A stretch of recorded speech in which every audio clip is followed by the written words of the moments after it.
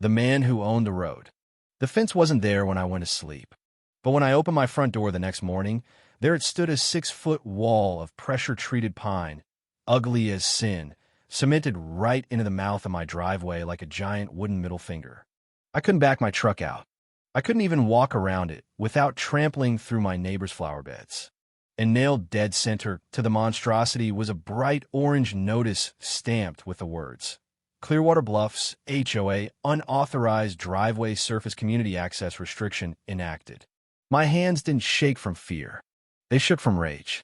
The sheer stupidity of it. I didn't live in the HOA. Never had. In fact, the only reason their neighborhood even existed was because of the road that ran through my land, a road I owned.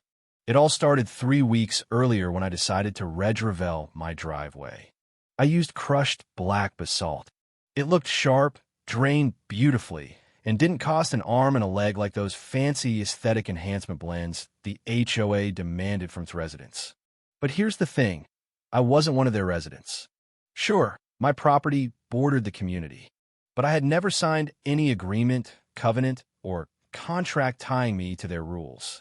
I was just the unfortunate soul whose land wrapped around Clearwater Bluffs like a crescent-shaped noose.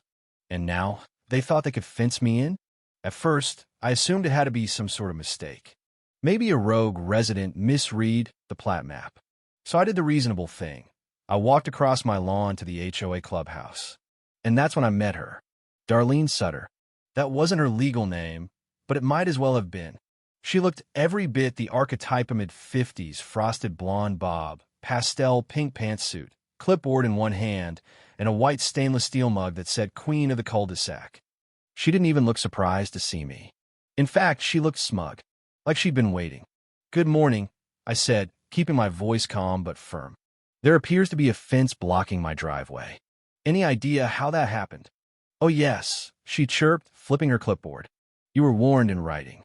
3 violations: non-compliant gravel, insufficient edge containment, and visual disruption. The board voted to erect the barrier." I blinked. "You voted to wall me into my own home." She smiled, slow and syrupy. "We take neighborhood aesthetics very seriously. You live adjacent to Clearwater Bluffs, and your driveway intersects our visual corridor. That makes you subject to secondary compliance." "Secondary compliance?" I echoed. "That's not a real thing." She shrugged. "It is now. Now, I'm not a man who likes conflict. I fix classic trucks for fun. I sip black coffee on the porch and enjoy my peace." But something about Darlene's tone, her condescension, her absolute belief that I was cornered it flipped a switch in me. "You're blocking access to my private property," I said. "That's criminal trespass." Darlene gasped, a hand over her chest like I'd slapped her. "Oh dear," she said, mock concerned. "You're welcome to walk out the back gate if you need to leave. But vehicles will remain impounded until this matter is resolved." "Impounded?" I choked. "It's my own damn driveway. This is our community," she said smoothly. "Order must be maintained."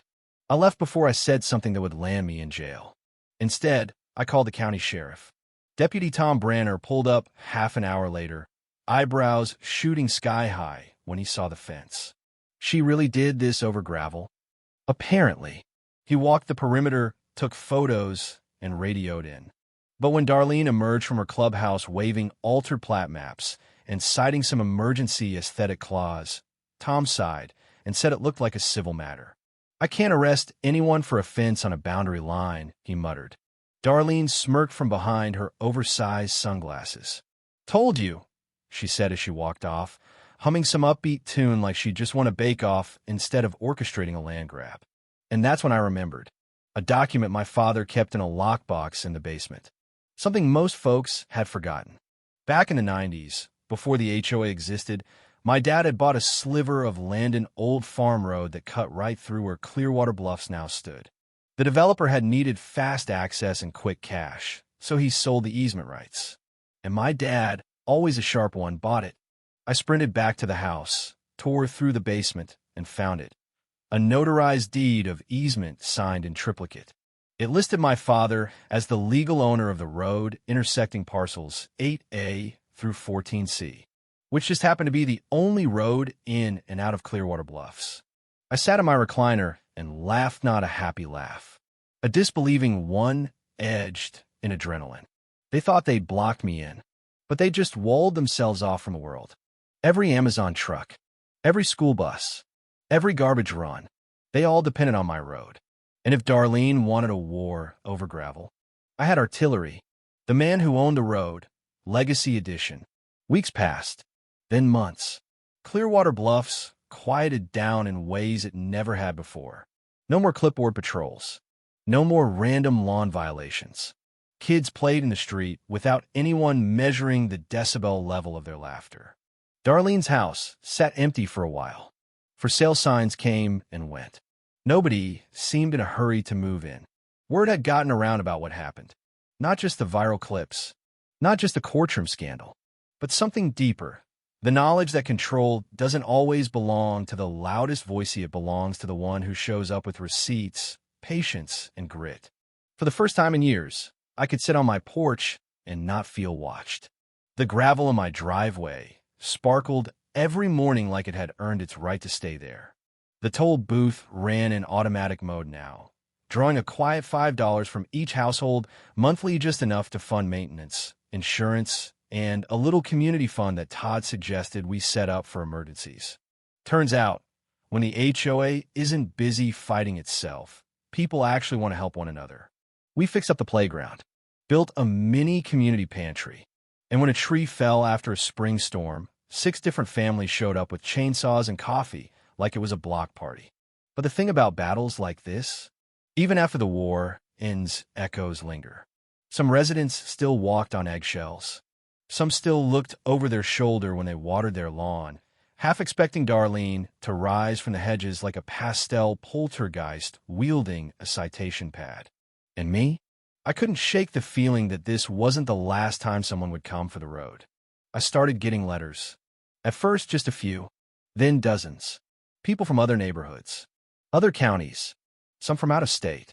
They'd heard the story, and they were fighting their own Darlene. Sudda's HOAs gone rogue, zoning officers with agendas, developers trying to reclaim land through intimidation and technicality. Some were asking for legal advice. Others just wanted to say thank you. But one letter in particular caught my attention. It was from a man named Marcus Flynn. He lived 40 miles south in a gated subdivision called Maple Grove Haven. He was a quiet veteran, retired Air Force mechanic. Said he'd been fined over $12,000 in 6 years for everything from incompatible mailbox design to decorative wind chimes that disrupted the community's sonic integrity. But the real kicker? The HOA had recently claimed ownership over his well, citing a 1978 amendment about shared subterranean resources. I didn't know whether to laugh or scream. He asked if I'd ever thought about organizing something bigger. Not just handling issues case by case, but creating a system, a movement, maybe even a foundation to protect property owners from overreach. I poured myself a drink that night and sat with that thought under the stars. A movement? Me? I was just a man who wanted peace and gravel in his driveway. But the more I thought about it, the more it made sense. What if this road the one Darlene tried to claim wasn't just a symbol of ownership? What if it became a rallying point? A literal and figurative road to restoring balance, dignity, and truth in communities where power had been misused for too long? The next day, I called Naomi. Want to change the world a little? I asked. She laughed. Thought you'd never ask. Within 2 weeks, we filed the paperwork for a nonprofit, the Easement Alliance. The mission? To help homeowners facing unlawful overreach from HOAs, local bureaucrats, or bad faith developers. To educate people on land rights. To offer legal consultations. It started small, then exploded. Local news picked it up first. Then a statewide radio station. Then a podcast called Civic Stand did a feature. Within 3 months, we had volunteers from 12 counties, including law students, retired civil engineers, and ex-HOA board members who'd seen the light. Ray came on board too officially. He ran field visits, drove out to neighborhoods where people felt trapped. Just him, his clipboard, aviators, and that quiet sense of justice that told folks they weren't alone. We didn't win every fight, but we made a dent. One HOA president in Milton resigned after our team helped residents uncover misused funds and illegal fines. Another in Douglas County was forced to reverse 82 citations after we challenged their enforcement policy in court and won. Each victory added another brick to the foundation. Each road reclaimed was another reminder. You can't take from people what you never earned. And still, behind all that, I kept watching. For her, Darlene. After her civil case failed, she vanished from public view. Rumors swirled she'd moved to Florida or Arizona or gone into real estate consulting. Someone swore they saw her in a Facebook group called HOA Justice League, posting under the name De La Vesta Rule 87. I didn't care. At least I thought I didn't. Until one day, I saw a familiar vehicle parked at the far edge of the subdivision. A silver Lexus, tinted windows, parked in the same spot for 4 hours. I checked the footage later. No one got out. No one went near the toll booth. But the next morning, someone had left a bouquet of white roses at the base of the wooden sign. No note, just the flowers. I didn't call the sheriff. Didn't install new cameras. I just left them there. Sometimes silence is its own kind of peace. Other times it's a warning. The road stayed mine. The land stayed whole. And the sign stayed simple. This road runs through my land. Your freedom ends at my driveway. But beneath that, carved freshly into the bottom right corner, was a new inscription Naomi and I agreed to add. One boundary. 1,000 battles won. The gravel sparkled. The air turned cool. And the world rolled on.